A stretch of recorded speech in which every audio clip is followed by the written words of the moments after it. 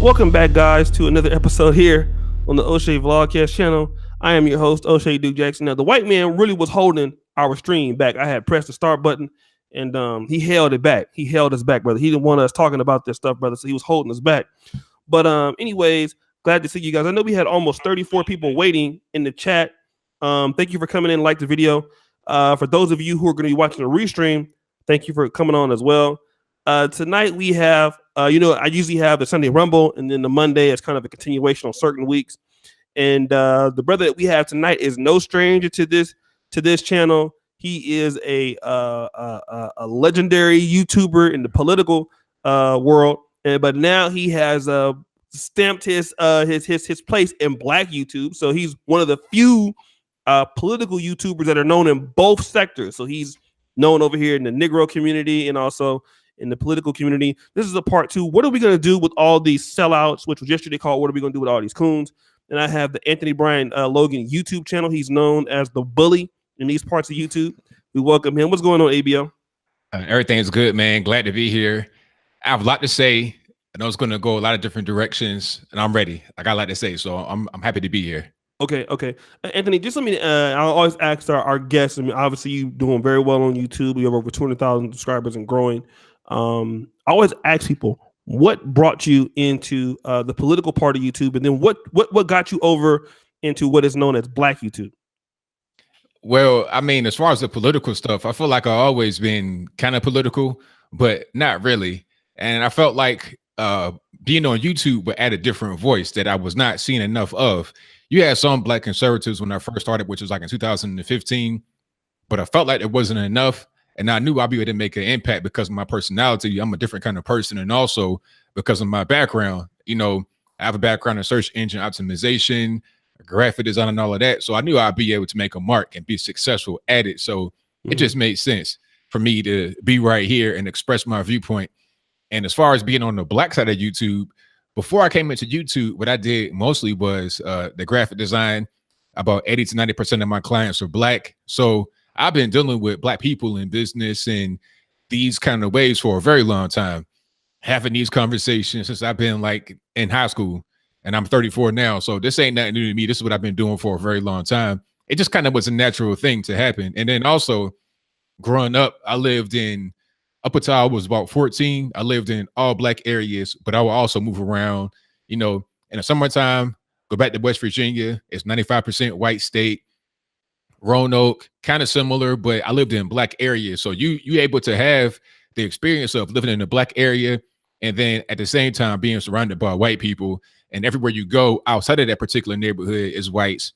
And then when I got into high school, I moved to a neighborhood that was more mixed.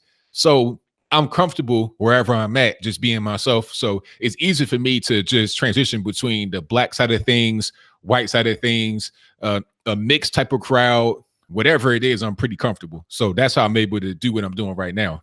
Okay. Shout out to Reg the bad guy with the $5 super chat.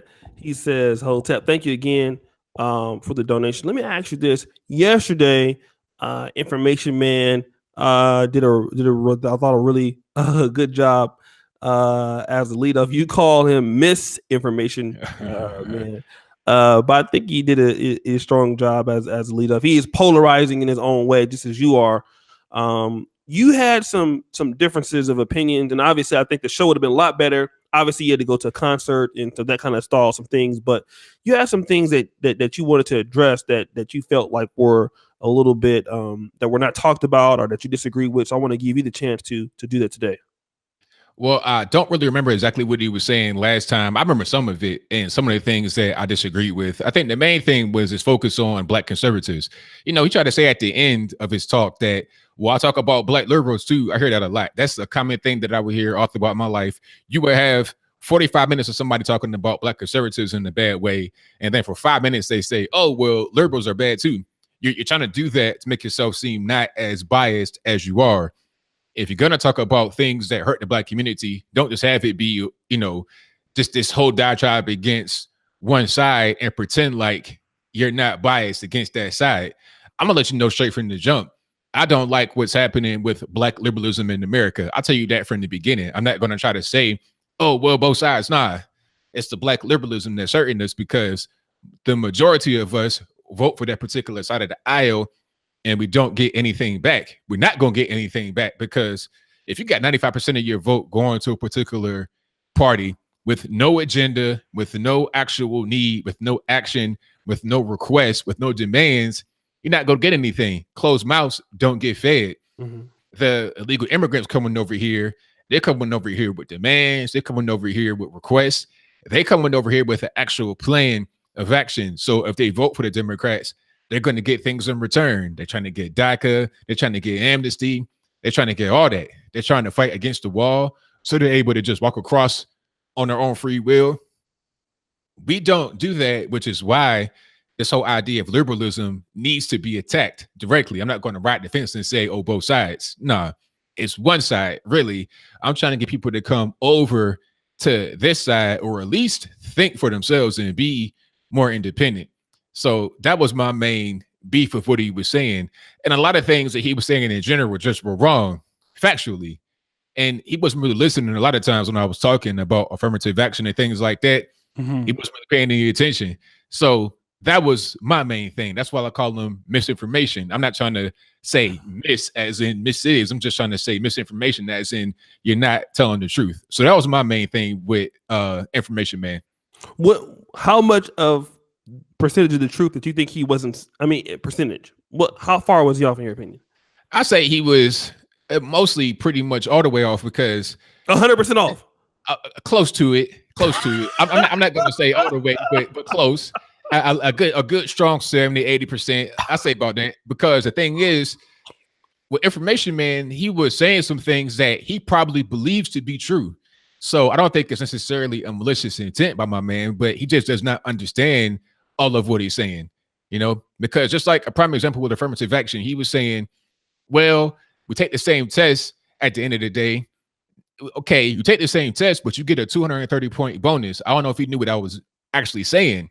Mm-hmm. When you get a 230-point bonus in your SAT scores as it relates to college admissions, that means you get 230 points added onto your SAT score to get you into college. That right there is going to cause problems. If you cannot get the grades, or if you can't get the actual score you need to get into college or into a particular college or program, you probably shouldn't be there. Mm-hmm. You got curriculums designed for people that are able to get certain kind of grades. If you can't get it, then go somewhere else where it's still a good school, but you'll be able to get a great education. He just was not understanding that. And I think a lot of what's happening with Black America is that we're not used to hearing these kind of ideas. So when we hear it, we kind of like automatically reject it, or we don't even ingest it, because we rely upon the things that we've been told in the past. Mm-hmm. Especially when you up there in age, you 40, 50 years old, you thinking, okay, I know what's best. This young guy can't tell me anything, but that's just really ignorant, because I've been schooled by some kids in high school about some certain things. Like recently, it's okay to not know everything. That's like when I get into a debate, if I say I don't know, people say, it's a cop out. Nah, I don't know. If I don't know, I was always told by my father and my mother are both great debaters. That's where I learned it from. They say, hey, if you don't know something, they say, if you don't know something, say you don't know. Don't be acting like you do know, because what's going to happen is you're going to get called on it. You're going to get questioned, and now you're going to be out there looking like a fish out of water, flopping around because you don't know what's going on, because you're acting like you do know when you don't know. Mm-hmm. I think the information man's point, what he was trying to say is, okay, he wouldn't deny that the 230-point SAT score is the bump. I think what he was saying is when they get to college, they take the same exams in the curriculum. So I think maybe, that's what I'm sure that's what he was trying to say. He was trying to say in the curriculum, when they get there, they're both taking the same exams. But to your point, you're saying the person with the higher SAT score is probably more likely to perform better than the student that has a 230 point, which, I mean, that makes correct. Sense. Okay. Correct.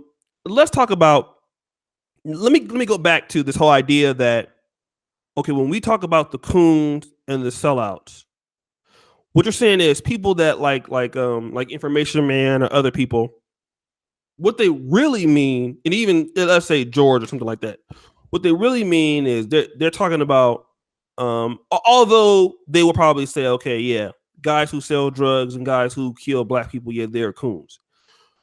But that's not their target.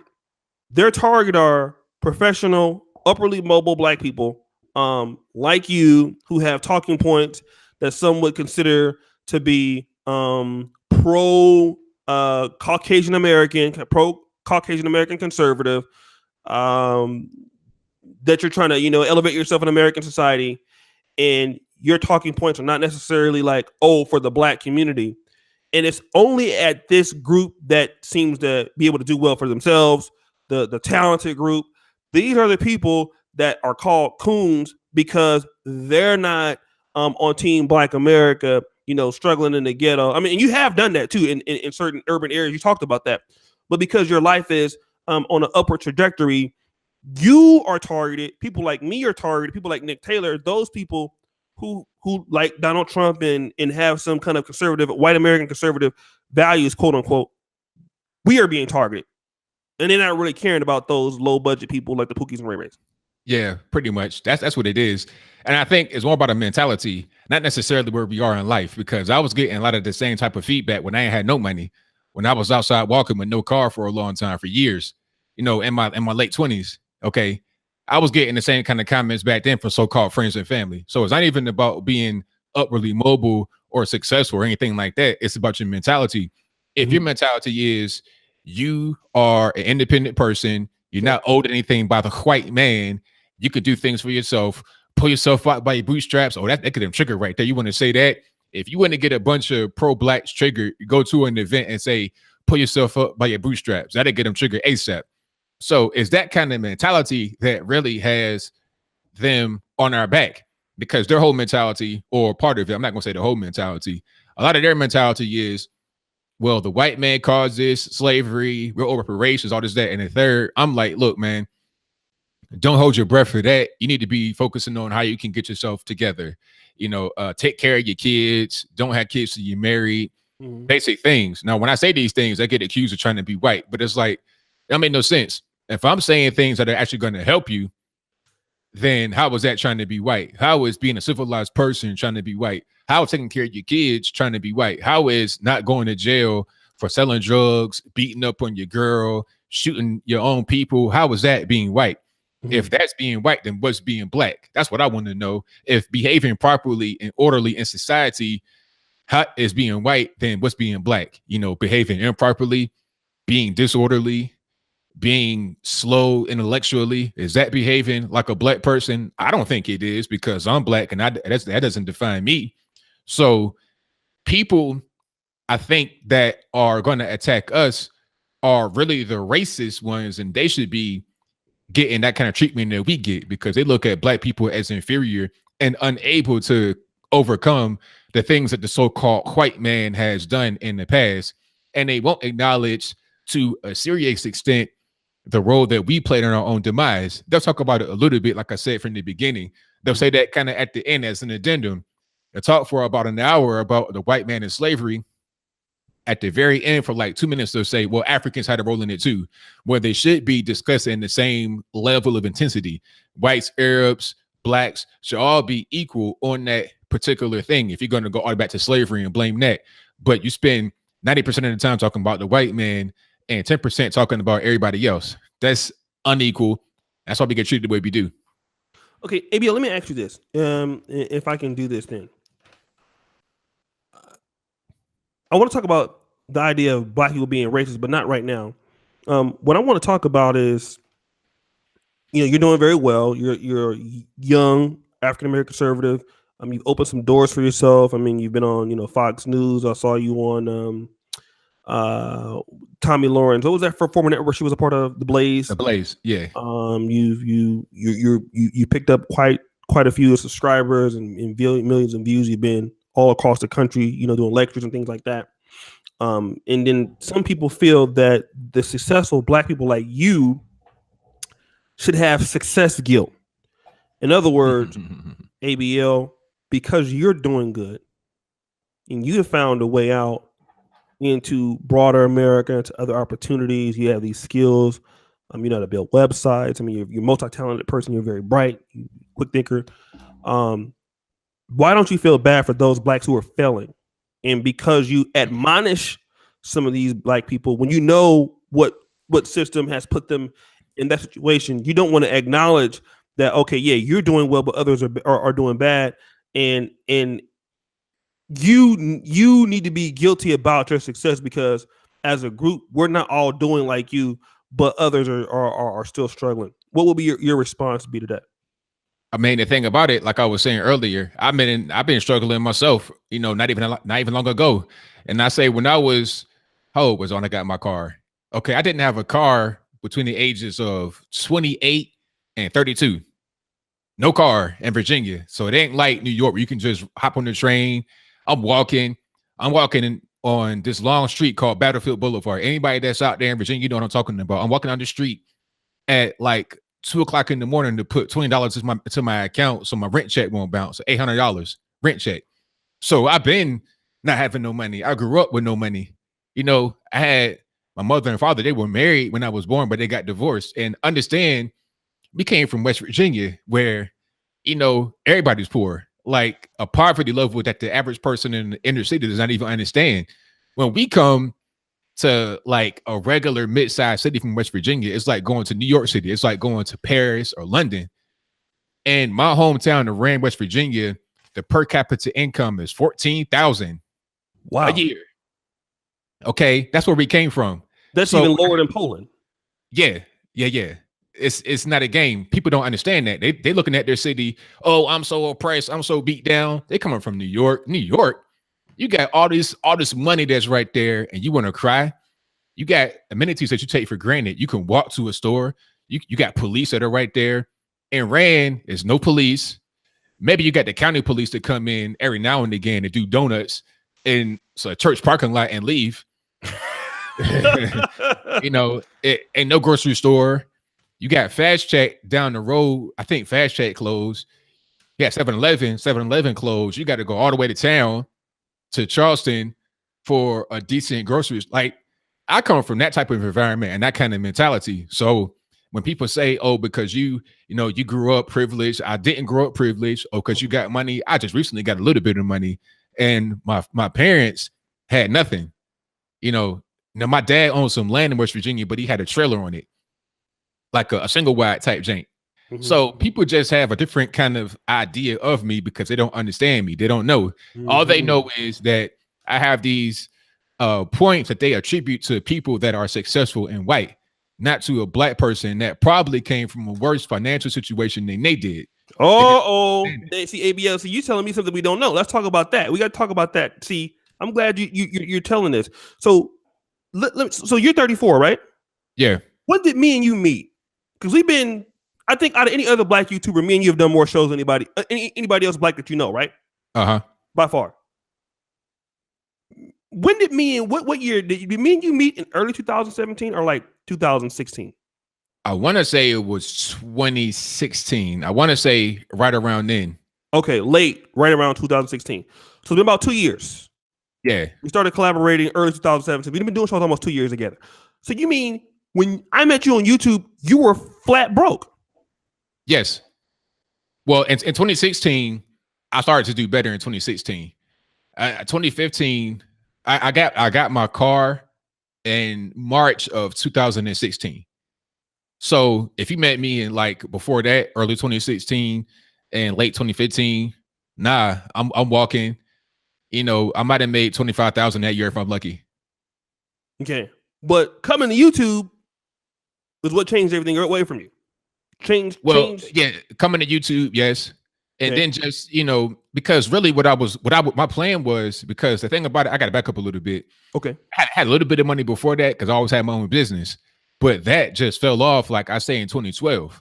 I know a lot of my guys I was in business with, they went bankrupt. A friend of mine had a brick and mortar for 20 years and went bankrupt in 2012.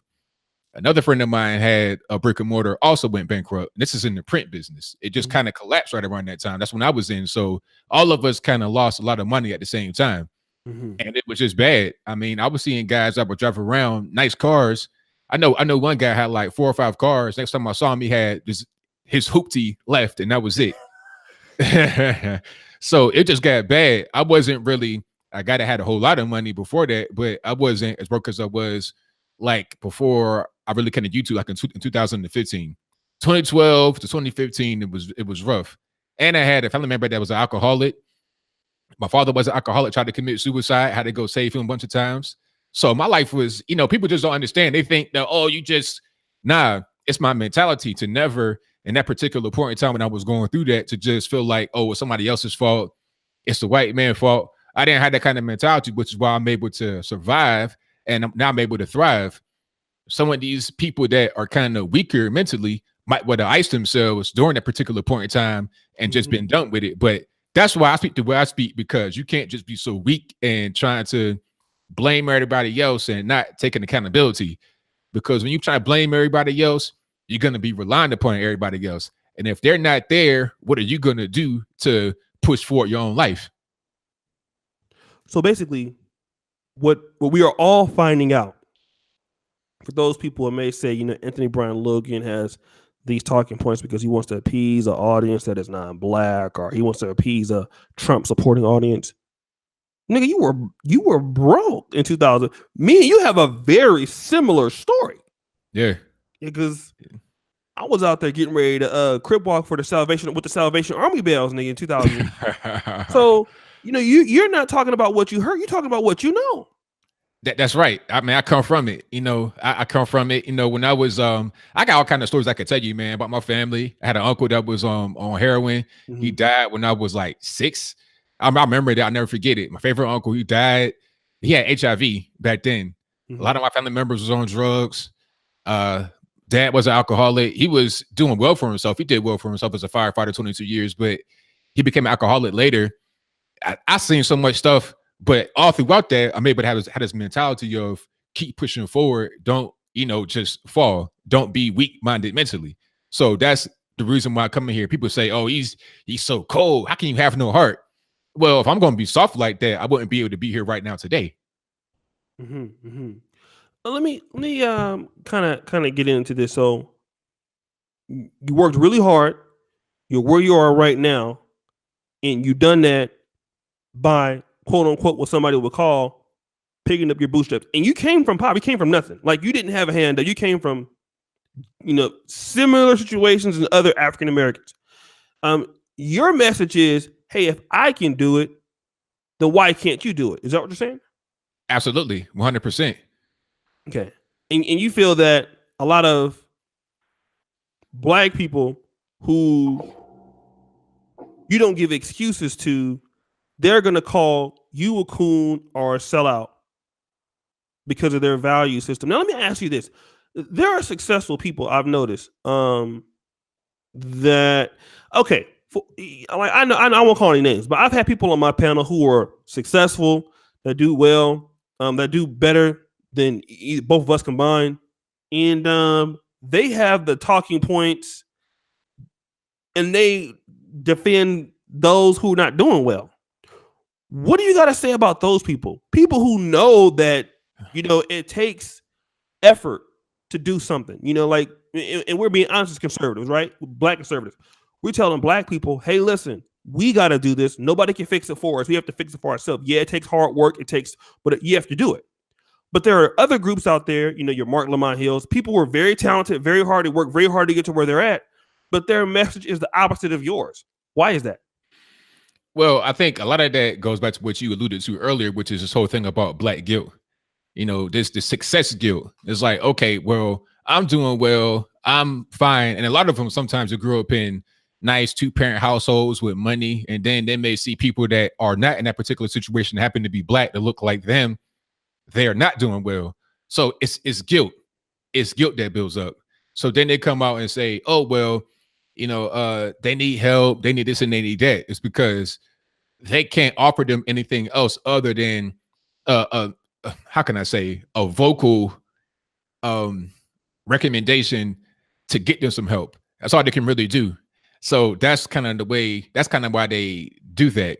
They feel like if they say, do what I do, then it's not possible. Maybe they think less of them, that they're not able to intellectually do what they're doing. Maybe they're not able because they don't have the family members with money like they do. So a lot of that just comes from the guilt. And also a lot of these people that have that kind of mentality, that are successful, they get indoctrinated at school. I seen this before. I think it was during the Mizzou protests that happened during the whole Black Lives Matter situation.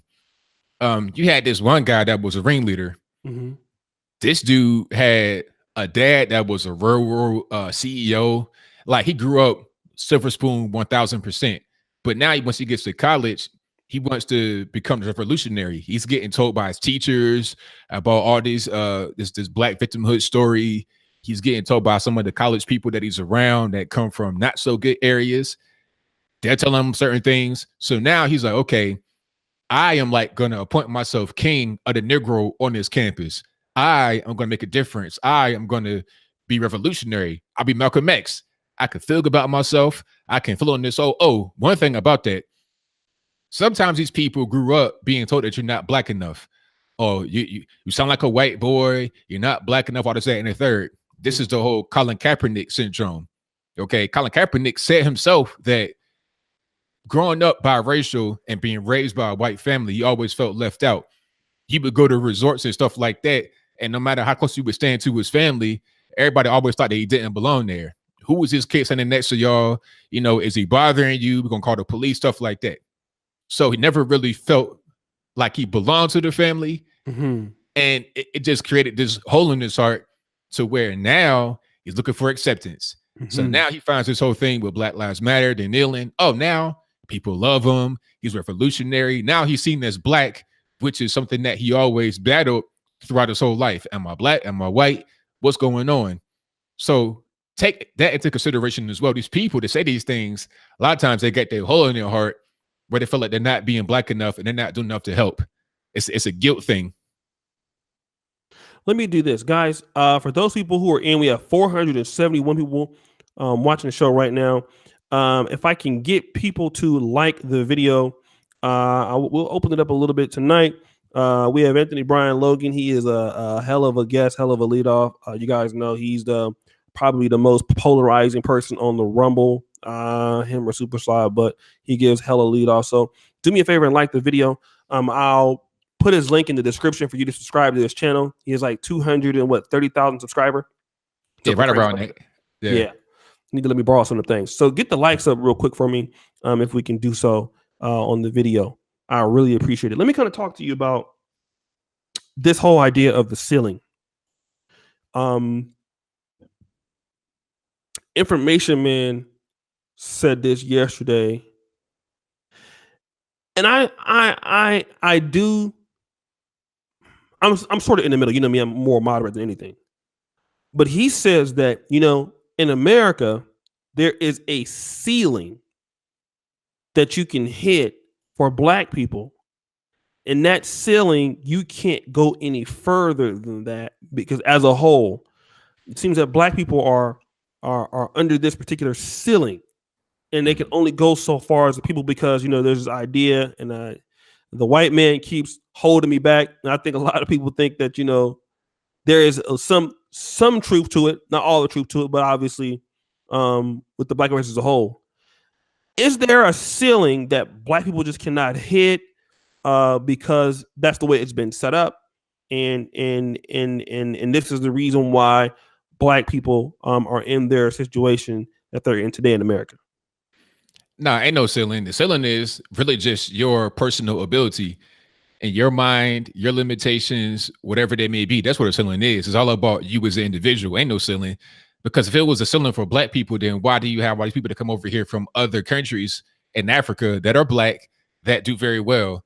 You know, go to DC. You got all these Nigerian, Ethiopian doctors, lawyers, all this kind of stuff. Sure. Now, I'm not trying to compare the whole of Black America to the whole of a country like Nigeria. I'm not trying to do that. I'm just saying, if it's about skin color, if it's about race, if it's about a system that specifically keeps blacks out of certain heights, then how are things like that possible? If it was about black people being kept below a certain level, then there would not be any Nigerian doctors, lawyers, or whatever. It just wouldn't happen. You wouldn't have Ben Carson. And I met him. Great guy. I met him in DC. Mm-hmm. You know, I wouldn't be able to be in the White House. Ben Carson wouldn't be able to be there. Barack Obama would not have been possible. You keep seeing these black folks in high positions of power, also, if not in a very high position as far as something that you can see visually. something that is glamorous. A lot of guys make money behind the scenes. I know guys that's been to the penitentiary, like Fed time, 6 years plus, that are doing very well right now with jobs. One of my stepman's a merchant marine, going all over the world. Did 6 years in the penitentiary. Sure. Another dude I know did 10 years. Now is a licensed plumber with his own business, making plenty of money, 100 grand a year, easy. Okay. Got his own trucks with the vehicle wraps, all that.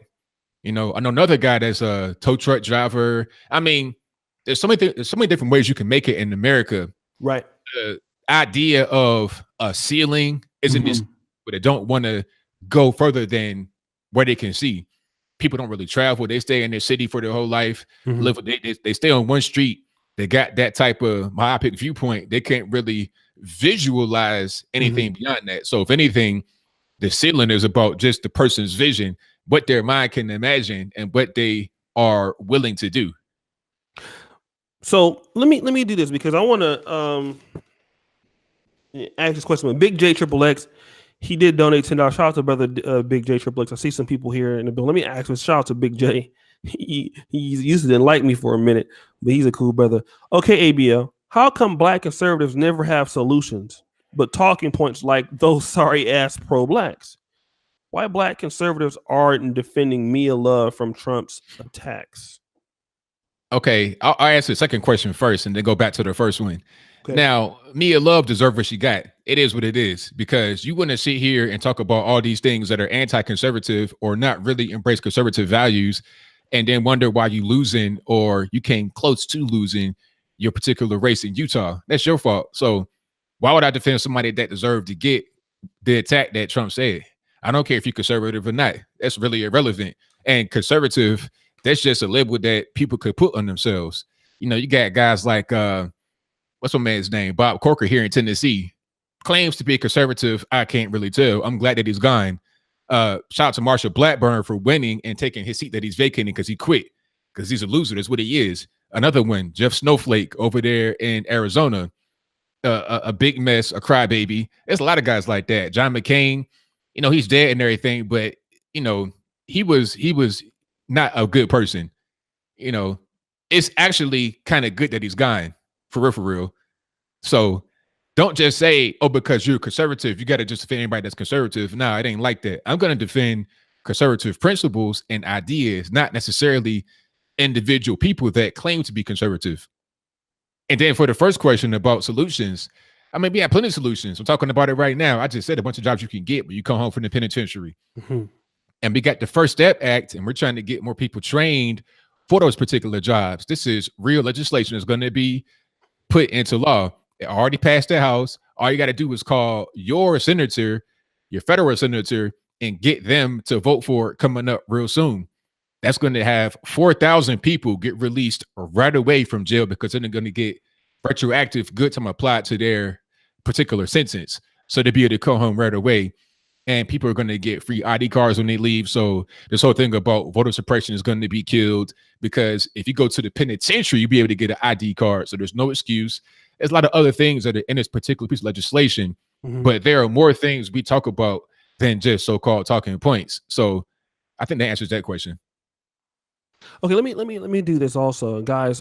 Keep the like in the video. 509 people. ABL, you know how to bring the crowd out, dog.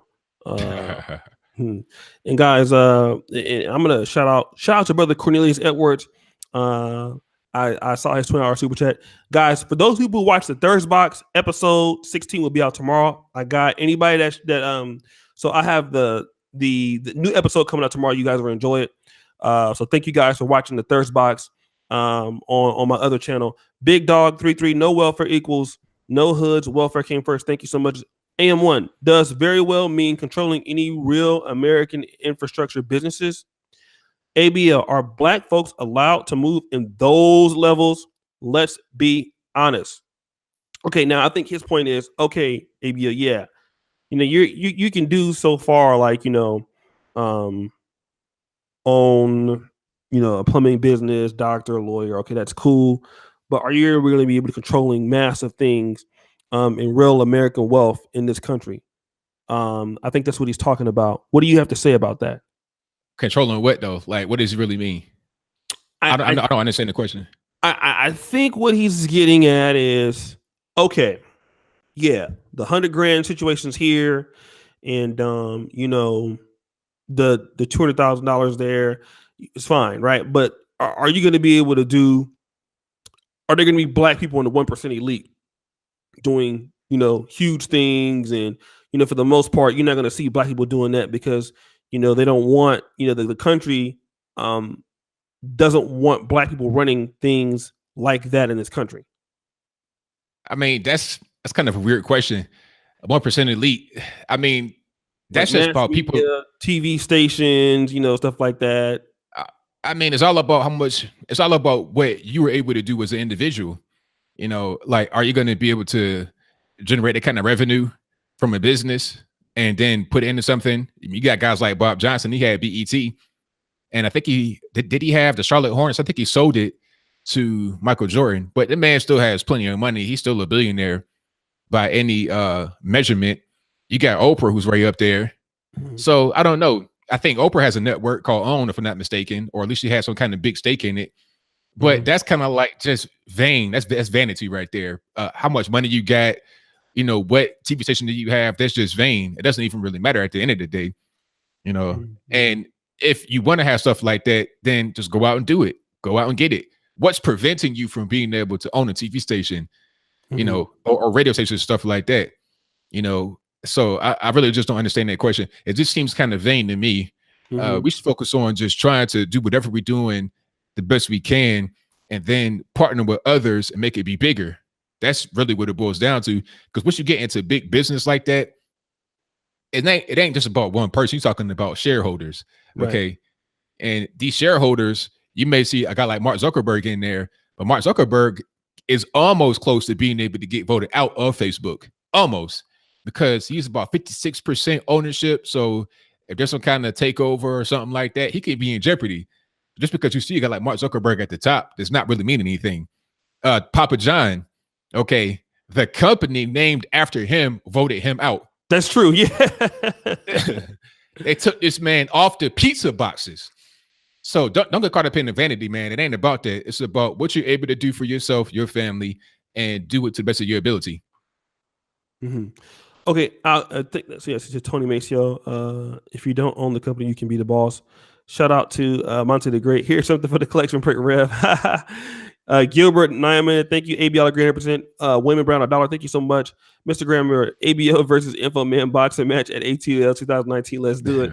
Okay, guys, thanks so much. Get the likes up.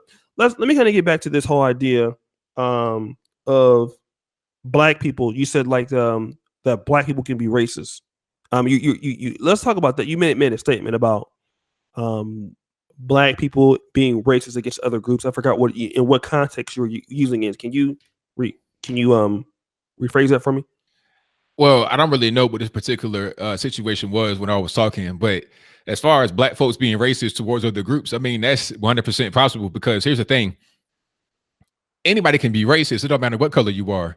To say that black folks can't be racist is racist in itself.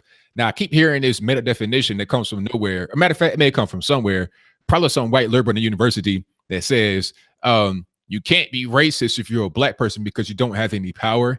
That's just retarded to think that way. Anybody can be racist, because you got plenty of black folks that say black folks are superior to everybody else. We're the ultimate race, all this and that. And the third, they say that. White folks say the same thing. Asians say the same thing. It doesn't matter who says it. If you feel like your race is, superior and others are inferior, that's racist. If you use racial slurs and stuff like that, that's racist. It doesn't matter what color you are. It's racist. If it's racist, it's racist. And it ain't really no other way to go around that. People just want to, it's funny.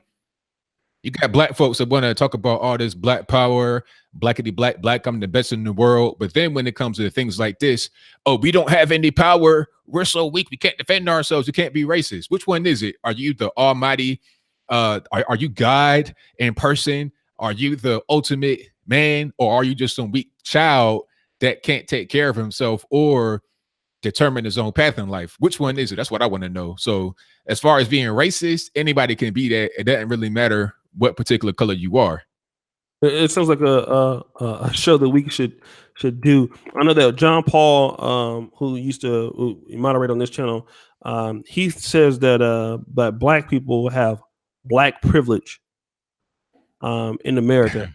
I mean, just briefly, do you think that is something that is true? I think there is some black privilege in America.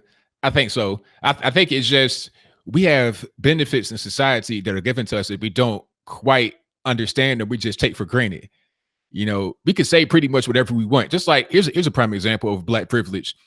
Okay, you have Don Lemon, who goes on CNN, and then he calls those of us that met with Donald Trump at the White House and also Trump Tower mediocre Negroes. I think Martin Lamont Hill said it as well. Matter of fact, are you serious? A better example will be Martin Lamont Hill. He said mediocre Negroes. That's what we are. Those of us that went to the White House, met with Donald Trump, and also at Trump Tower. But then Martin Lamont Hill says, "Oh, free Palestine from the river to the sea, fired." So you can say anything you want about black people if you're black, but if you are black, say something about the Jews, then all of a sudden you can't do that. If you are a white person and you say something about black people, then you're instantly fired as well. Don Imus, you remember the whole thing about Don called him nappy-headed host, fired immediately, instantly. Roseanne, another one, didn't even know Valerie Jarrett was black and talked about Planet of the Apes. Fired from her own show. The show was called Roseanne. And the show was doing very well, too. The show was making money. It was doing very well. All of that. Fired. And what you don't know, or what you may not know, is that I think the director of programming or something over at ABC at the time was a black woman and got Roseanne fired. So, I mean, I think races may have advantages in society, you know, to a certain extent. And black people can say and do things that others won't be able to get away with, especially not whites. Whites are the most scrutinized in America. They can't really say too much. But if you're black, you can say certain things that others can't say. I think that's reality. Oh, well, I mean, because I definitely say some things about certain situations. I get away with them all the time. But, you know, I mean, I don't disagree with that. Let me talk about this. And guys, I want to get the super chats. Thank you for supporting ABO. You got enough time to let people open it up for like a few minutes after about an hour? Yeah, I got time. We got money. All right. So get the likes up, guys, on the video. And you know, this is costing me. You know, ABL charged me about an hour, y'all. So y'all got to get these likes up. So let me do this just real quick. ABL, one of the things that I want to talk about is Information Man talked about this whole idea that you should not forget your history. I know George talks about this a lot. You know, hey, African Americans, we have a different experience in this country, and we're not saying that we need to be sad about it, but you know, the Jews, they remember their history, and they use it to their opportunity, to their benefit, to help them get, you know, further in as a group. A lot of people feel like, okay, slavery, get over it. It happened, move on. We just go forward and become Americans. And that kind of talk seems to offend to people. You know, you've ruffled some feathers about this, you know, kind of not forgetting your history piece. But what do you feel about that and this whole idea that black people should kind of get over slavery and things like that? How do you feel about that? Well, okay, here's the thing about that, because I hear this a lot, you know, because I say you got to get over it, you got to move on. And people say, well, the Jews don't get over it, they don't move on. Well, yes, they do get over it. They may mention the Holocaust, they got museums and stuff like that, they got movies and everything else. They don't forget, but they do move on. They're not going to just say, oh, well, the Holocaust happened fairly recently in the 1940s, you know, not that far away. But they don't use that as a reason why they can't move forward in their life. You know, they're dominating society right now, dominating a large part of the United States, not necessarily the world, but definitely the US when it comes to the financial part. So they're doing well. They're not using the Holocaust as an excuse as to why they're not doing well. That's a difference. They're using it to empower themselves more than anything else, not as a crutch to lean on while having a handout begging for people to support them. They get things done. They push for legislation. They got all kind of groups that work for the best interests. That's what they do, rather than just saying the Holocaust happened and that's why I don't have any money. That's why I got to keep going to jail. That's why I robbed Pookie for his Jordans. That's why, I got 10 baby mamas. That's why I got 100 kids. That's why I got HIV out the roof. They don't have a bad lifestyle and then use the Holocaust as an excuse. However, a lot of black folks do have bad lifestyles and would use slavery as an excuse. That's why I say we got to get over it. If we're going to talk about slavery and keep remembering it, we need to have it as a way to empower us rather than a way for it to keep us, kind of like on the leash, tied to this whole ideology of victimhood. That can't be the way to go forward, because if you keep doing that, we're never ever going to be able to have any kind of success. We're struggling right now. We're never going to be able to move forward if that keeps being our whole mindset. Blame slavery, blame the white man, and don't do anything for yourself. That can't be the way forward. Some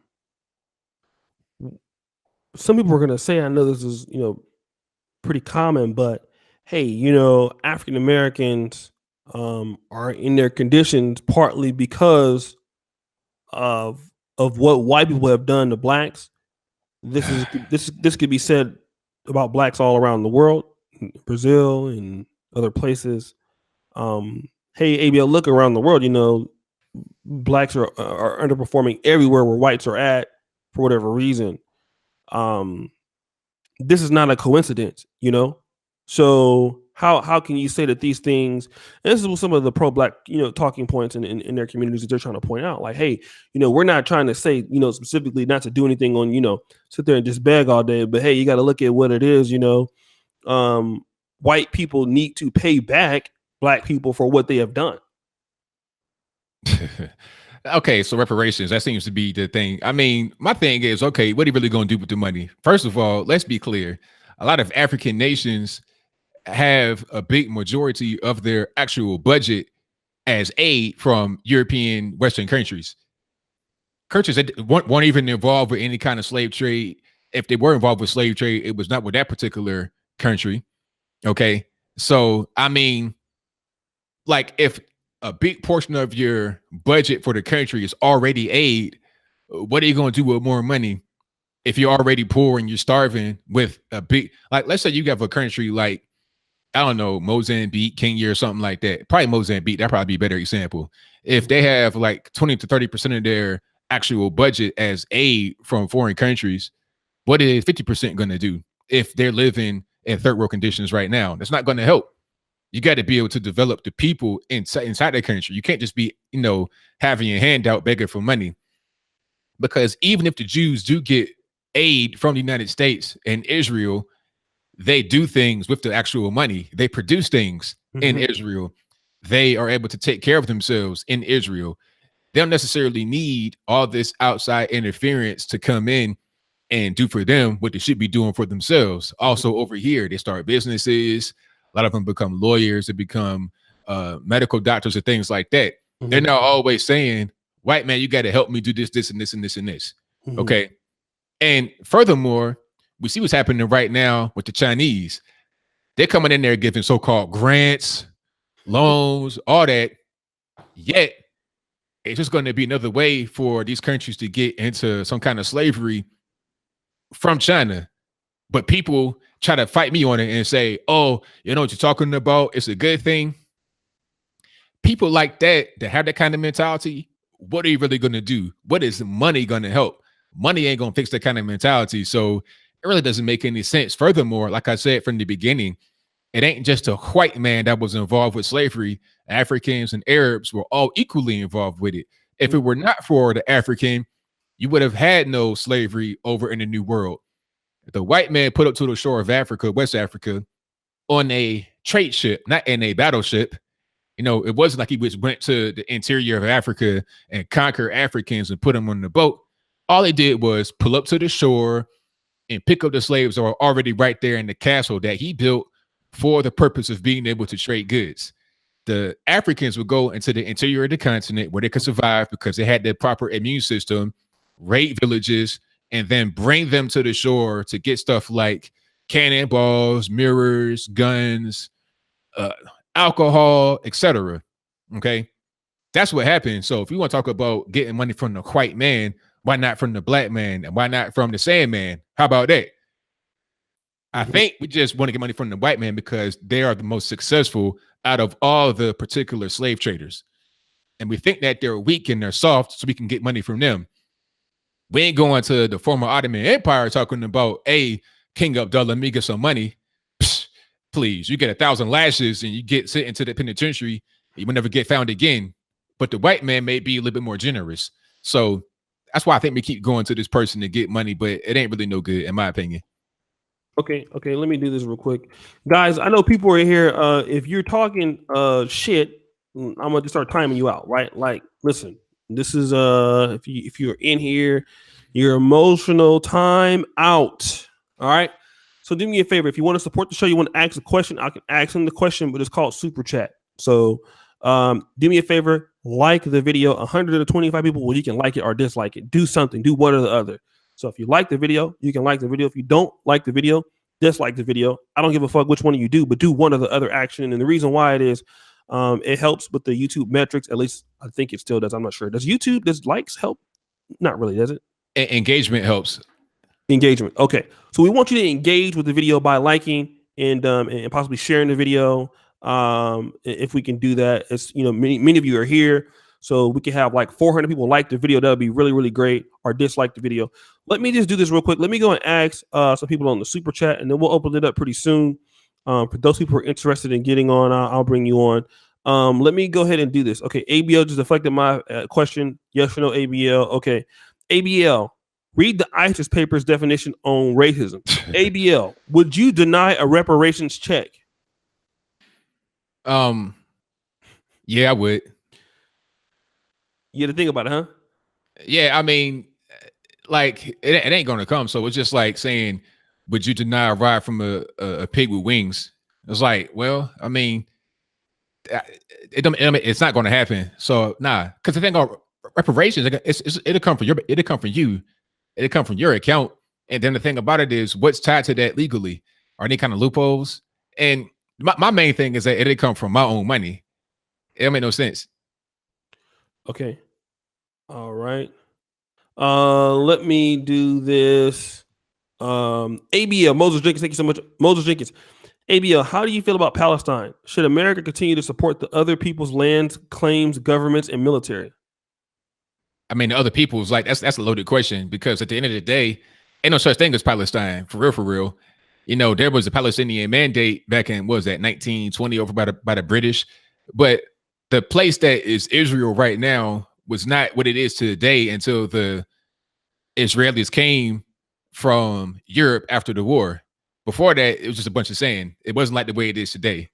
So I support a two-state solution. That should be the main thing, because what some people want to do is take over the land that the Europeans built up and make it be their own. That don't make no sense. It's just like the Native Americans trying to come back and say, oh, let's take over the whole America. I ain't giving up my house. How about you? So nah, no thank you. Have fun in your casino, and I might visit. But nah, this is our land now. It is what it is. That's life.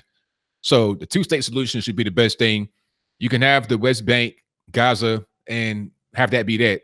Or go to Jordan, or go to Syria, or go to Egypt, or somewhere like that. Go to Saudi and have fun. Okay. And again, shout out to brother Carl's opinion. Hey, Oshay, thanks for super chat. Thanks, brother Cornelius Edward. And a lot of you guys I got shouted out on the next Thirst Box episode tomorrow. So 16. So be on the lookout, man. Got a great show for you guys tomorrow. My man, story of the Black conservative SOBC. Blacks are lost cause. No need to cater to him. And he's black. AM1. Black folks can be prejudiced. Racism is about group effort. Whole groups who come from ethno states working against each other. Come on now. Shout out to AM1. Krillin876. Steve Jobs was fired from Apple. Yes, he was. Nazim. He said something but with Allah in it. Al Rajo Aswahu Allah. I don't know what that is. Power and strategy. If you don't own the company, you can be the boss. Again, thank you for your support. ABL, let me go talk about this kind of idea. Penalties for the coons. this is important, right? Because I think that Information Man was talking about, and I mean, you know me, like, and I'll be honest. I've said this, and I'll do a video of this. If black people ever got their own, if black people ever got their own land, I do not believe. I believe that the only way that black people can govern themselves is through some one party state. They can only be democratic with white people. I think I know that sounds bad, right?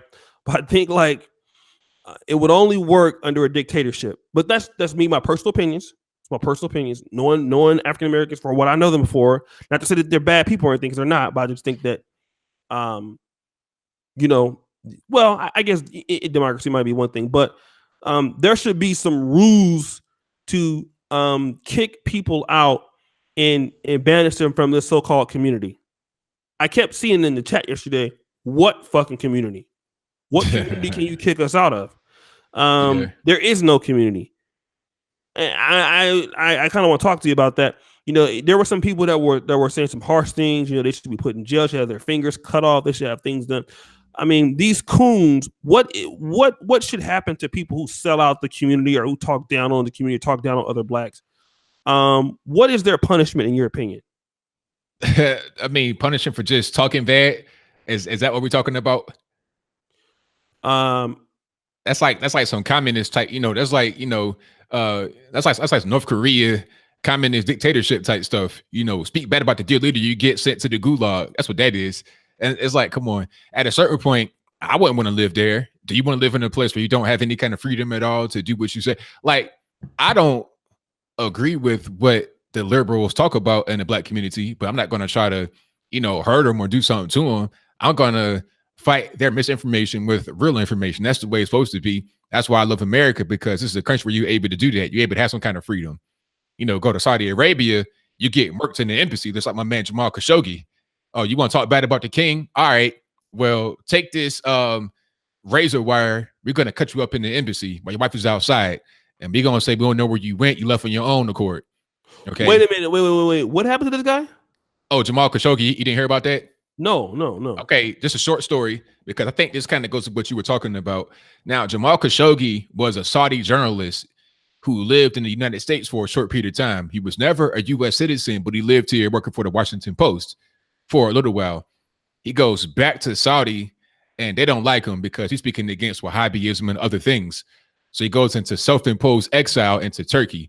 Now, I don't know why you gonna go to Turkey, which is right there next to Saudi, where you could go to Europe or something, but that's a whole different story. Mm-hmm. He goes to Saudi. I mean, he goes to Turkey from Saudi and gets engaged to a Turkish woman, and he goes to the Saudi embassy in Turkey to get some papers so he can get married. He goes in there and tells his wife, hey, hold on to this cell phone while I'm in there because it might be some problems. They don't like me. I had to flee already. He does not come out.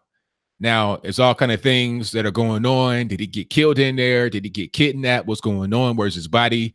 And then it came out that allegedly the crown prince, Mohammed bin Salman, ordered his assassination in the consulate. And then they cut his body up in a bunch of different pieces. And it's a recording of it. You can hear him being tortured and his body being cut up. And they still don't know where his body is. Wow. Yeah. It's not a game. So I don't want to live in a country like that where, oh, because my opinion is different and they're going to come kill me. Because what if you have a president or a king in there that thinks that what I'm saying is wrong? My life is in danger. I want to stay right here in the United States. I ain't trying to go over there. And if it was a black America that was like that, nah, let me stay in the real America. I'm good. I am super good. Yeah. You know, I for example, like I was in Kenya. And Kenya is not like as bad as Saudi Arabia, but they do have this particular police chief that they let them execute criminals like right there, like in the street, in broad daylight. Like, yep. I actually think that's good, but I mean that's just me. So I mean I'm a little bit more. I'm moderate in certain things. I'm very extreme on other things, but I definitely understand that. Let me kind of get back to something. I'm gonna ask some more questions. I want to hold on before you do that. I want point to make. Sure. People that talk about they want to do things to people, they want to have this harsh punishment for so-called cooning. They'd be the same ones crying about people getting lynched. Understand that people getting lynched was for those same kind of reasons. people not doing the right thing and acting up. But I'll move on. Let's talk about this. You know, people who are who defect the black community. I'm not saying that you're a defect. I mean, but people who like you who live someplace else. Me, I live way in Poland. People who typically grow up in one place, like I think Clutch is in Utah, Nick Taylor is now in Texas. Like those people, they leave their particular communities where they're at that have skill, and they end up someplace else. George makes a good point. Is that Black America creates their own coons, or in this case, Black America creates their own enemies within the group. In other words, because of how we treat one another or the lack of opportunities that we don't provide to the people who are talented, they end up defecting from Black America because it becomes a shithole. And these people then they get treated real well. I mean, I hate to say this, but when you're talented and you have skill sets, non-Black people tend to understand it about your skill sets. You do get treated better by a lot of other groups than your own. Do you think that is a reason why we have so many Black people who are jumping ship to the Republican Party, jumping ship behind Trump, kind of leaving Black America alone because these are probably a group that's been disenfranchised? Well, we're leaving because we have no choice most of the time. It's no choice. I mean, people have to leave their particular city sometimes when they get to a certain point. I mean, look at all the rappers that get killed. Where did they normally get killed? Right in their own hometown. Jam Master Day got killed in his own studio in Queens. You got a lot of these rappers in down south that get killed right in their own hometown. Yeah. XXXTentacion got killed in his hometown in Florida. The list goes on. In the case of Tekashi 6ix9ine, his own crew was trying to kill him. That got caught on a wiretap by the federal government. So, this is you have to leave at a certain point. And it's not you don't want to leave. People they might be in the interview. Matter of fact, it was one guy on Vlad TV. He got killed in Baton Rouge 1 year after he did an interview talking about they ain't gonna run me off. I don't want to leave. Okay, now you're dead. I mean, I ain't laughing about it, but the way you said it, like I don't want to leave. I'm saying now you're dead. He had to leave. He was forced to leave, but he didn't. Now he can't leave. And that's what happens. We have no choice. We would like to be able to stay. I ain't gonna say all of us. Many of us like to stay and help and push the community forward. But what can we do when we keep getting this kickback from people, when we keep getting these names thrown at us, when we keep not getting any kind of participation, when we keep not seeing any kind of positive results? You're like, you know what? That's in matter of fact, that was kind of like where I was at a certain point. I'm trying to do it with the Black community. I got my business, but it's like, what can you really do when people don't want to support you, when they want to go to somebody else? It just becomes too much and you have to leave. If you want to be successful, you can't just align yourself to the Black community specifically. You got to bounce. Your own hometown, you got to bounce. Once you become a popular person, once you become quote unquote famous, a lot of these athletes and entertainers, anybody that has any kind of money, even if you're not famous, you got to leave. You have no choice. And if you decide to stay, you're going to have problems. That's why a lot of us are trying to just go outside of the community. And as far as the political ideology, I mean, people are in their particular areas and they see constant poverty, constant crime, constant non-improvement. They don't see any kind of forward action. So they say, you know what, this doesn't make any sense. Why am I continuing to vote for these same people that's been in here for a very long time with no positive results? I might as well go over here and see what they got going on. And once they go over there, they realize that, hey, it's better over here. People are nice to me. It doesn't matter what color they are, black, white, Puerto Rican, candy stripe. Everybody's good for the most part. It's much better than the other side. I'm going to stay over here. That's where I was for a long time, trying to be on the other side. I came over here. My life has changed I did a total 180 and I'm not going back. Anybody trying to shame me, I kind of feel sorry for because I feel like they've not really experienced it the way I've experienced it. So where you're at now, you're having much more success than you were when you were in Virginia. Is that what you're saying? Oh yeah. Like, Virginia's cool and all that, but I was ready to. I've been ready to go for a long time. You get tired of people, the same old people that you knew from high school, college, want you to be the same as you were when you were like 18, 19. Uh, New people you meet, it's I don't know. It's just a weird thing. A lot of us have to leave our own hometowns, and we also got to leave the particular community we grew up in if their mentality has not improved while ours has. Let me also ask you this: a lot of people who, let's say, look down upon, the fact that you're telling people to leave. And I've said the same thing too. Get out of black communities to a certain degree, go do other things. People say, "Oh man, you think that you're all that now," and everything. Do you think the people who are upset and have those talking points are just upset because they can't leave themselves? That's part of it. That's a big part of it right there. There's a lot of envy. Oh, the envy in the black community is stupid crazy. It's deep. That's part of the reason why you got to leave, because let's say you've been in the area, you've been around people, all of y'all broke, y'all kind of been around each other, hanging out. All of a sudden, your mentality is changing. You're starting to have more success in your life. You're starting to look more happy.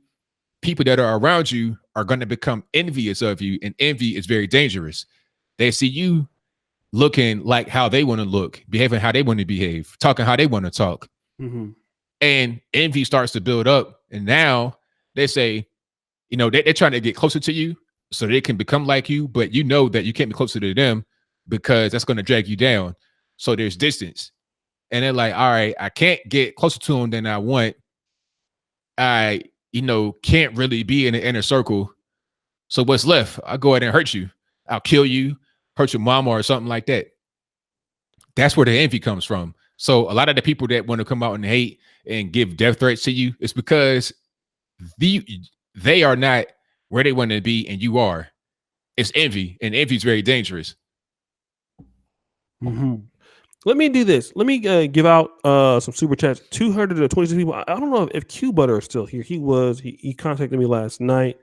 Let me shout some people out right now for the super chats. I definitely appreciate you, my brother. Connect Hurricane Silos. Wait. Carl's opinion. Okay. Sisse, don't agree with ABL. Sheik Sisse, always important, but I understand him. He wants to integrate, period. Pro-blacks want their own power in business, education, and even countries. What do you have to say about that one? I didn't quite hear it. It said pro-blacks want their own countries. ABL wants to integrate, period. Pro-blacks want their own power in business, education, and even countries. I mean, pro-blacks, the people that think like that just have wishful thinking. I'm all about what's practical, what I can do right now. You're trying to just hold on to a dream. You can hold on for your whole life and never achieve it. But I'm actually getting things done right now. Like I said, at the end of 2015, I had no money, and now I'm straight. Now I'm traveling. I got my passport. Matter of fact, I was trying to go to Russia this week, but I couldn't get my travel visa in time. I was going to be over in Moscow for like a week. See, now, like, I was not even able to even drive like 2-3 years ago. You see what I'm saying? I'm making things happen now. Right. People that think that kind of way are like a lot of these Christians. Nothing against anybody that's a Christian, but they're talking about, oh, well, I'm not going to do anything for myself right now because God got it. When I go to heaven, things are going to be different. It's like, look, man, I don't think God wants you to be, sitting in your hind parts with idle hands. That's a devil's workshop. You got to get things done right now. So you can have all these dreams and these lofty goals and things that you want. But I'm actually doing things now to improve my life. So I don't know about tomorrow. The weight on the Lord, Negro. Exactly. I think the weight on the Lord, Negro, and the pro-black ain't too much of a difference, really. Get things done right now for yourself. That's what that is. That's just how I rock. Hurricane Silos thinking, Mark Ballard, isn't sedition illegal in the U.S.? I don't know. Is it? Yeah, sedition is illegal, but sedition, that's like when you do things like high crimes against the country. Speaking against the country is not illegal. First Amendment is still in full effect, freedom of speech. You can't get sent to the penitentiary for saying things that are unpopular. Constitutional rights, right there, 101. Let me go to connection. Shout out to Oshay and ABL. I've always found it hard to use slavery as a crutch because I have a parent from Senegal. American blacks always viewed me as Africa. I was born in Vegas. Shout out to that. We'll talk a little bit about that too. The logical inclusion. Canadian $10. Thank you so much, Teddy Bruschi. Create the black community you want to live in. I agree. Yeah, let me do this. And guys who wanna jump on, I'll open it up for you here. I just want to talk about this, and this kind of idea about you not being black enough, not you per se, Yeah. but a lot of people are. I'll call someone's name. Let's say Mike Nificent, for example. My man. Yeah, he's been on here before 2 times. You listen to him talk, it's like most people in the black community listen to him and be like, all right, nigga, like, are you really black? You know what I mean? So and then also I noticed that a lot of people, if they do, have a, what is known as, sounding white, or they like things that are stereotypically not black, they have to make a decision. And that decision is, shout out to Coach Carter. That decision is, hey, either you're gonna, basically hang around the dominant society where you might get more friends and opportunities, or, because you sound white and you live in a state like Colorado, you're gonna need to basically have some talking points to make yourself more blacker because you're already kind of out of the loop. Do you think that also creates a lot of pressure on? Do you think there's truth to that? Truth to what? As far as like people having a problem when they get called like sounding white. Right. Like those people like Donovan Sharp, people like Mike Magnificent, that the black community kind of forces them. Yeah. To make a decision, and if they want to be black, they have to work extra hard and basically pretty much become a Louis Farrakhan clone to even be accepted. Yeah, pretty much. That's what I was talking about with Colin Kaepernick, because he was always like his whole life, you're not black enough, you're not white enough, you don't fit in with your white family, all this and that and the third. So then when he gets this whole thing with the kneeling, catches on to that, all of a sudden now he's Louis Farrakhan. And he's loved, and now he can't really go back on that, because if he goes back, then he goes back to this whole thing about, you're not black enough, we don't really accept you. So he's found acceptance. He don't want to just give that up. And this whole thing about sounding white, I mean, it's just dumb, because it's like, all right, and what is sounding black? You gotta have, kind of like a little twang. You gotta kind of have a little ghetto accent. Is that what it is? And the thing about it, you go to some places, the blacks and the whites sound very similar. If you ever heard Randy Moss talk, that's where my family is from. That's how we sound up there. I grew up in Virginia. That's why I sound the way I sound. But they sound like that. And the blacks and the whites kind of sound the same. Out here in Tennessee, a lot of the blacks and the whites sound the same. If you grow up together, you're going to generally have a similar speaking pattern. If you ever hear Will Smith's kids talk, they sound like the kids they grew up around. They didn't grow up in no black area for the most part. They grew up in the white area where a bunch of money is at. Mm-hmm. So they're gonna sound like the kids they grew up with. That's normal. I grew up with some kids like that. When I came to Chesapeake, when I was like 14, it was some kids that were living in the neighborhood with white folks all their life. So they sound similar to the people that they grew up with. That's a normal thing. And this whole idea of shaming individuals because of how they sound, it's dumb. It's just a whole group think mentality. You got to sound exactly like the people that you live right next to in order to be accepted. It's this whole hive mind kind of group think that forces people to kind of pick one way or the other.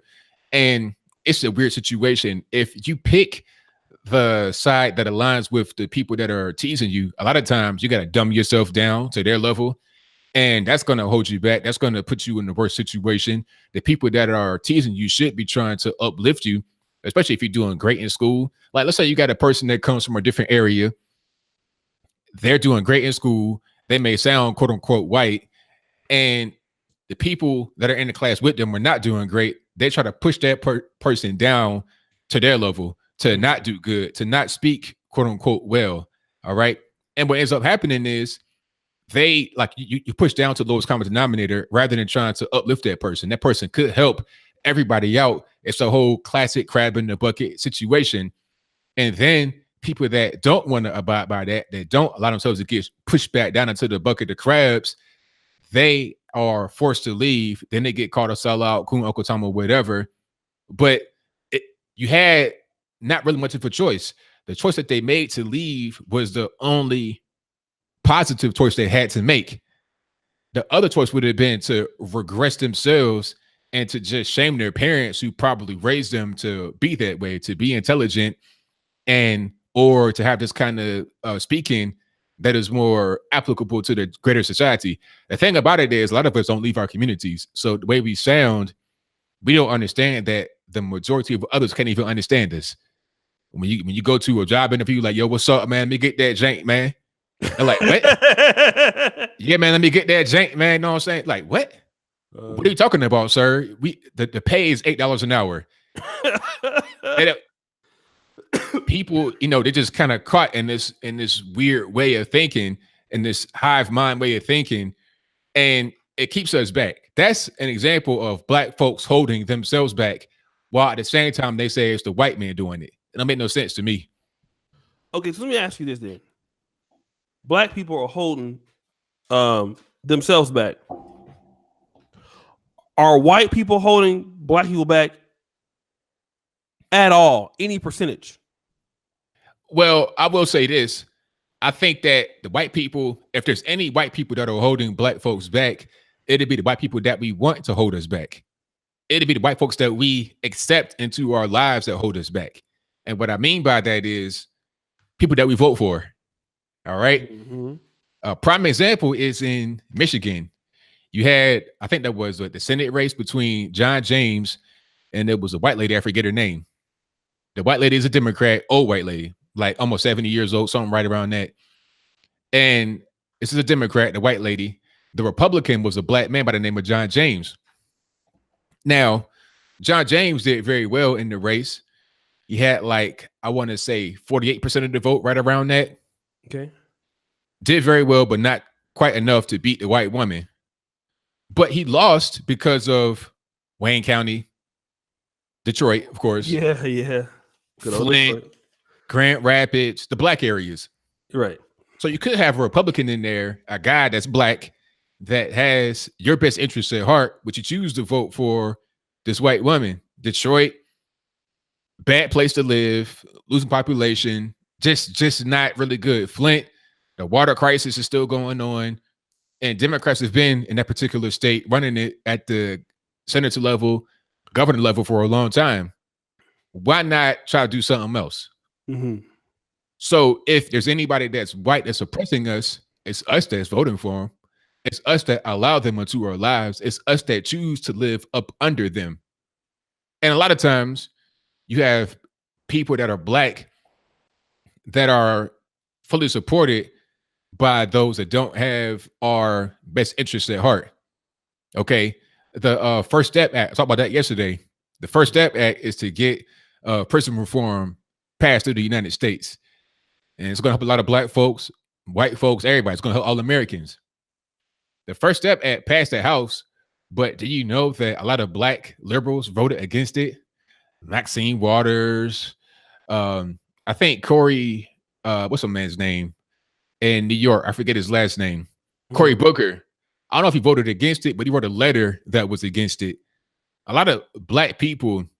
Who else? My man in Atlanta, I forget his name. The civil rights dude. They walked with MLK. Yeah. You know what I'm talking about? Yeah. What's this Negro light skinned dude? Yeah. I can't think of his name right now. Andrew Young? No, not Andrew Young, but let me see. Who else? Sheila Jackson Lee also voted against it. A lot of people. John Lewis in Georgia voted against it. So these people don't have best interests at heart. And a lot of the white liberals are the same way. We vote for them. So there's anybody that's white that is holding us back. It's us that allow them to be there. Okay. Let's talk about these people. Because a lot of people are going to say is this, right? All right, ABL. they're still white people though. Okay, so how can we differentiate between white liberals who promise us one thing and don't give us stuff, and white conservatives who've also, Reagan, did some certain things supposedly, in his tenure that had some controversial things about the crack cocaine in black communities. So how do they know that John James had a white wife, black woman wasn't going to vote for him for that reason alone? Oh, he did? Yeah, he had a white wife. Yeah. Oh yeah, well there you go. So but I'm saying it's like, okay, you're gonna vote against the black man with a white wife, but you're gonna vote for the white lady, and you're gonna vote for the president that had a white mom. I don't understand. Kind of petty to me, but whatever. Okay. So because I hear like black conservatives all the time, like, okay, white liberals are racist. Democrats are racist. How do the Republicans are conservative? How do they know that white conservatives are not the same? The agendas are the same, because black people see, okay, well, all right, white people on the left, they actually come out and try to, even though they're been putting the foot on the necks of blacks, white Republicans have not, they know that. And I think what Donald Trump showed in his last election, that hey, you don't even need the black vote to win the election. And I think black people probably understand that now, that their vote is not as important as it used to be. But how can black people differentiate between white liberals and those on the right? Okay, well, first of all, the black vote is very important, because when you're talking about a national election, to go state by state, and you got to win those electoral votes. And some of these states come down to the wire. You're talking about 10,000 votes, 1,000 votes. So it really makes a difference. Like a place like Florida, where we got like, I think 16, 17% population, maybe a little bit more than that. The black vote does matter. Places like where else? Like Georgia, a lot of these other, Ohio is a big one. Got quite a few black folks in Ohio. The black vote does matter on a national level, also on the state level. You're talking about the senators, representatives, your state senate, which is not the same thing as a federal. These things really matter. Your governor, all of that, it matters. When you're talking about the bigger picture, nationally, also locally, which is where all the actual action happens. So you got to have that. If you don't have the Senate control in the federal government, you're not going to be able to get your appointees in there. That can affect the Supreme Court, and the Supreme Court is a lifelong actual position. So if you do not have enough votes in the Senate to get Brett Kavanaugh and also Neil Gorsuch in there, it could be a problem. So it definitely does matter. But to the other point, I forgot what it was. What'd you say?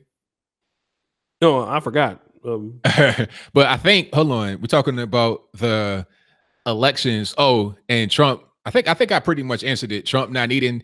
I mean, the black vote. Okay, as I said, it's not as important as it used to be. Yeah, it really is important, because it can't just be looked at as a myopic thing. You can't just say presidential election. It matters there because you got the electoral college, and it goes state by state. It's not about a total amount of votes, because if it was about a total amount of votes, then you would have Hillary Clinton would win, because in reality, she had like over 2 million more votes than Donald Trump did. But all she did was win the very populated urban areas, LA County, Chicagoland, New York, stuff like that. She didn't win the majority of America, which is really where it matters. That's the electoral college. And then beyond that, talking about how can you tell the difference between a liberal and a conservative? Well, a liberal is always going to be about identity. They're always going to be about, well, we got to protect the black man, protect the black woman, but the record shows differently. Look at the abortion. Like, look at actual things that are going to hurt you. Black man, black woman. Look at the abortion situation. You got 20 million black babies that have been aborted since 1973 Roe v. Wade. The liberals are all for abortion. They want to have more of it. They want to expand it, while conservatives are trying to speak against it. We're trying to actually, in Texas, you got centers being closed down. It's less easily accessible, which is a good thing because you get a lot of us that are dying on their abortion table. Some places you get more Black babies that are aborted and are actually born. So if we're talking about Black Lives Matter, all this and that and the third, you should be against what people that you vote for are really for, which is that just a la carte whenever you want abortion. That's a big problem. Also, these high taxes. I mean, minimum wage, all that kind of stuff. People say, oh, I want a high minimum wage. Why? Democrats love it. Why? I don't understand. It's because they want to bring in them illegal aliens, all right, and work under the table. So you get nothing. You get no job. 16, 18-year-old Black man trying to get a job after school or before you go to college or whatnot in the summer. You get no job. Meanwhile, Josefina from El Salvador and her 10 kids get welfare and she get paid under the table to be a maid in somebody's house or out in the field picking fruit or in the restaurant washing dishes. Do you know I went to a beauty supply store to get some clippers and I saw the Asian guy working in the front, which is normal, but I saw a bunch of Hispanics in there operating it. In a Black beauty supply store, you have an Asian and Hispanics. Where are the Black people at? Where are they at? Nah, they speaking no English. Like the whole store it's a UN in there. Like the Asian dude was like mostly Korean speaking, and then the Spanish speaking whatever they speak, whether it was Spanish or Huaxca or whatever it was, because it was Guatemalan.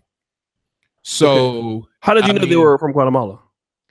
Because in Chattanooga, it's a big Guatemalan place. You could tell they're like 4 feet tall. Like you can kind of tell, you know. But for real, like little munchkins. But anyway, you said 4 feet tall. Yeah, for real. But okay. But yeah, that's kind of where we at. The liberals support things that are really going against us, but conservatives are supporting things that are for us. You know, trying to give you the opportunity to make your own money rather than just giving you a handout and keeping you right where you are. You know, that's what we're trying to do. We're trying to empower people rather than just enable them to sustain off of government assistance. We don't think that that's the only way we can live. We can live better than that. Let me talk to you about this. Stacey Abrams and people like Maxine Waters. I know Stacey Abrams was trying to give, I don't know, some kind of asylum to illegals in Atlanta or Georgia. Is that what she's trying to do? Yeah, trying to make it an asylum city or state for the whole state of Georgia. Okay. We know that Black people in LA, California in general, are getting pushed out by Hispanics. And these Hispanics are doing great, sometimes great bodily harm to African Americans as they're taking over these neighborhoods. They're taking over the businesses. They're using violence in a lot of cases, intimidation in a lot of cases. So African Americans are kind of being pushed out of the West Coast as Hispanics are coming in. Now, Stacey Abrams, who, I'm not as familiar with it as I should be, but she's wanting to grant asylum to these people. Yeah. But what I've noticed, I've never seen a video of anybody calling Stacey Abrams a coon. I've never seen a video of anybody calling Maxine Waters, for the most part, a coon. Now, you may be able to find it here and there, but when you look at the people who have policies, who Blacks are trying to, and she almost won a governor. I mean, thank God that she didn't. Yeah, really. Because she would have destroyed that state. But, these people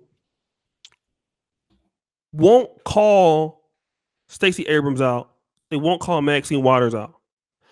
And these people are actually people that African Americans trust with their vote. Trust to make differences. Trust to keep African Americans with jobs coming in, programs coming in to help the Black community. But they turn right back around and sell out the community with their policies. Mm-hmm. Why don't African Americans call these people coons? People who are really doing it. Why don't you think that happens? Because they're not focused on people like Stacey Abrams because she's a liberal and she can do no wrong in their eyes. They don't really understand politics like that. People that use these types of words, coon, stuff like that, they don't really know what they're talking about. they just think they know, but they really don't. Because if they understood politics, if they understood how to communicate with people and what is best, then they wouldn't be speaking like that. They wouldn't be using that kind of language against themselves. Now, that kind of language that came from the racist whites before civil rights or during civil rights to speak negatively against us. All right. And it probably came from a movie that they saw called Forrest Gump, where the white person was calling Bubba a coon. You know, it might have been Bubba or somebody else when they're trying to go to school. Okay. I think that's where that comes from. People using racist language against themselves. You wouldn't do that if you're really in the know. And if you're really quote unquote woke, you wouldn't be doing that. So when they see a thing like what Stacey Abrams tried to do, they don't pay any mind. They don't think, well, wait a minute, illegal immigrants coming into the country, getting safe harbor in the U.S. Look, if you got child support debt, I'll say that one more time. If you got child support debt, you get locked up.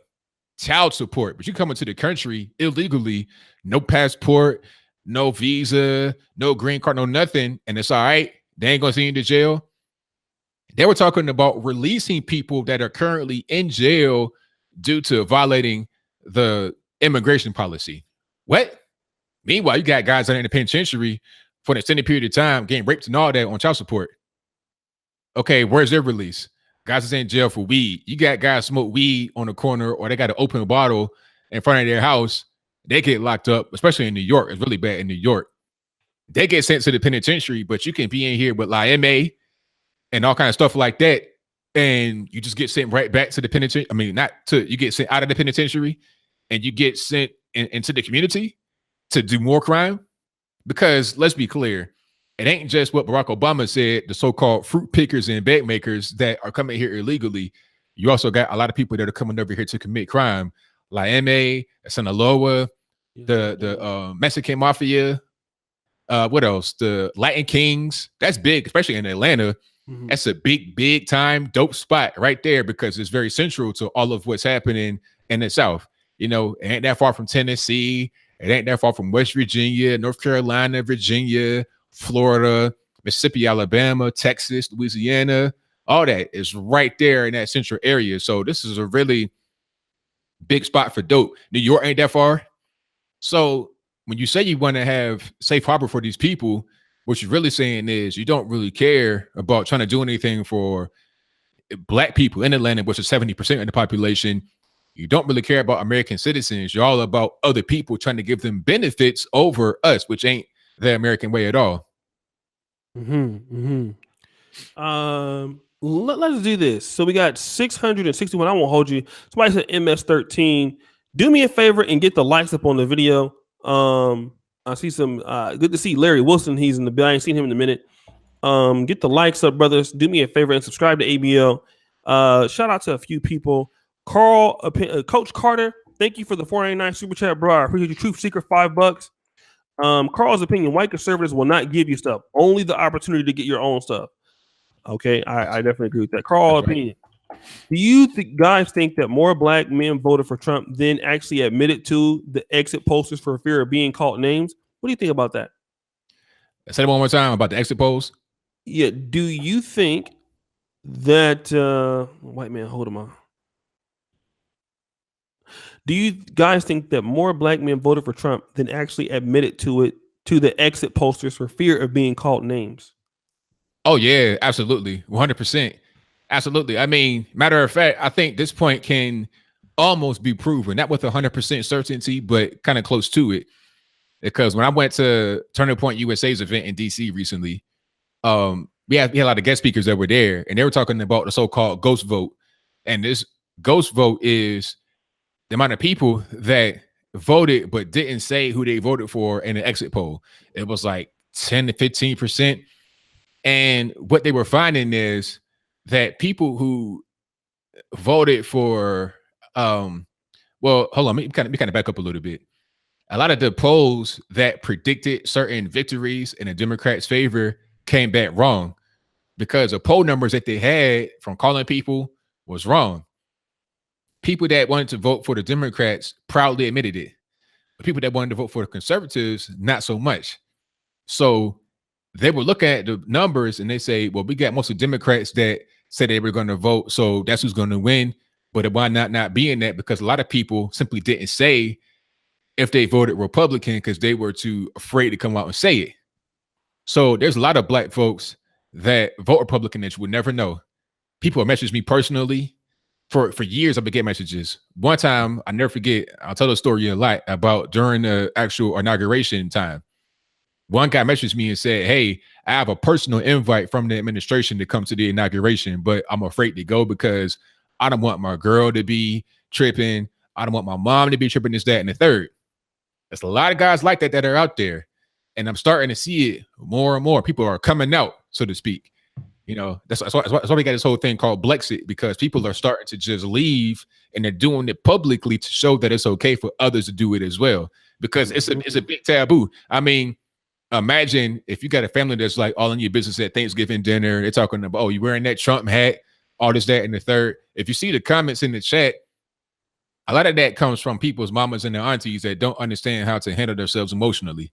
All right. If the comments are negative.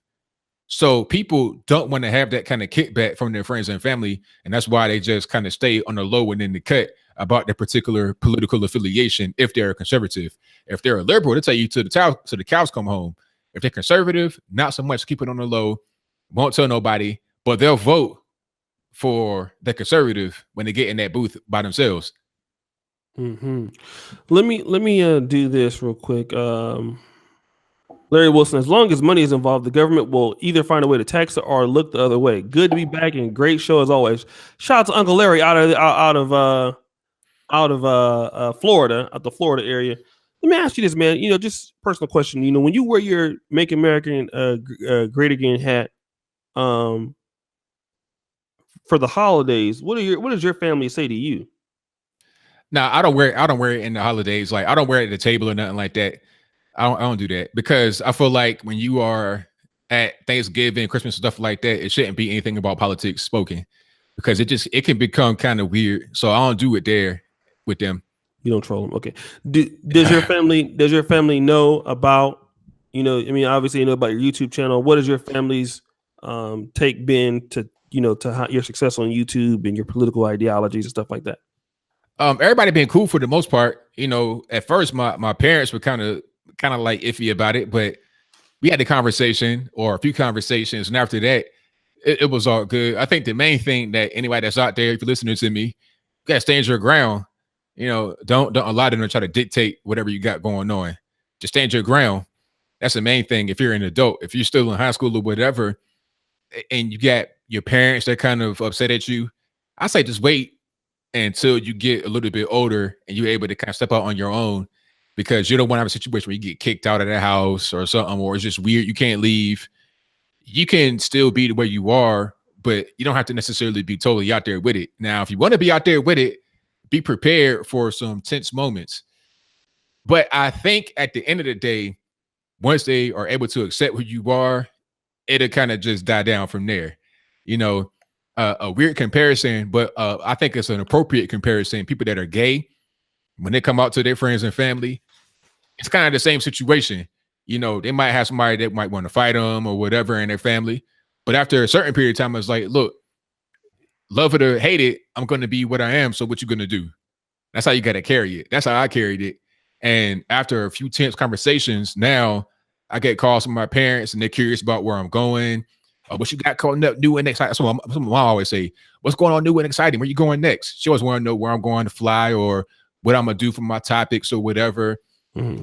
And when I talk to my father, we talk about deeper political issues. He's smarter than I am, so he gives me a lot of information that I didn't know. So it's all good now, but it started off kind of rocky. But I don't, do anything political at family functions or nothing like that, because that ain't the time and place for it. Mm-hmm, mm-hmm. Does your parents have the same political ideology? It seems like they're different. Are they on the left or? Yeah, they leftists. I think mom ain't really that political at all, really, and dad is political. He's on the left. Okay, my dad is definitely on the left too, for sure. Like to the point, like hold on a second. I gotta remove that. All right, so yeah, I saw that. Yeah, I mean that was hating. that was uncalled for. I won't mention that, but that was, come on, you know what I mean. But anyways, man, I won't keep you too long, man. But you know, I supposed to have another show tonight, but you know, anything else that you want to, you know, tell the new fans out here, player? I mean, I think I pretty much, say it all. Come to the channel, come to my channel, youtube.com/aloge. That's youtube.com/ALOGE. And I have a call-in show. So anybody that want to talk crazy in the chat or whatever, call up to the show. I say it all the time. Call up to the show. I got one guy that calls from here, Adrian Anastasia. He coming to your chat every now and again. Yeah. He's crazy, huh? Yeah, he wild. But we have some fun conversations, man. Like, we don't agree on most things, but we talk, man, and it's all good. I like to have a conversation, a debate, a discussion, whatever it is. You can call into the live show, and I welcome it. So anybody that got any questions for me, you can ask me over there. You can go to my website, anthonyblogan.com. That is ANTHONY, the letter B, LOGAN. You can send me an email, snail mail, whatever. I got a P.O. box. Don't send me nothing crazy, because some feds will come get you. I got snipers on deck on top of the roof at the little spot where it's at. So don't do nothing crazy. but for the most part, man, it's all good, man. You can contact me. If you send me an email, I'll try to get back to you. If I've not responded to your email, I do read it. I know your man was like, no response, but I did read it, man. I just been busy. So yeah, man, that's pretty much all I got. And anybody that's out there listening, just be yourself, man. Don't be afraid to be yourself. And I think once you really embrace who you are, your true self, regardless of what you are feeling like inside, your life would be much better as a result, rather than trying to be somebody else to please others and to make them feel good. Be yourself. Right. Okay, so good. Oh, Carl, Anthony's show is really fun too. Yeah, man, I'm about to call in there, man, with my fake pro-black voice, man. The dude Anastasia, he was so disrespectful in this chat. We had to keep timing him out, man, because he was doing too much. I think somebody got rid of him, man. So he's RIP over here. We might bring him back in 2019. So probably 2019, what I'll do is, everybody's on the ban list. I'll take you off the ban list in 2019, but you probably will find a way to get your ass back on the ban list. So we'll do that again. ABL, thanks for coming on. Shout out to, let me see, Carl's opinion. Anthony's show is really fun too. Yeah. So I'm supposed to have another show that should be starting sometime soon. I mean, I don't know. So that's why I'm gonna shut it down. But guys, thanks so much. Thanks, ABL. If not, I'm gonna go to bed. And anything else you want to tell anybody?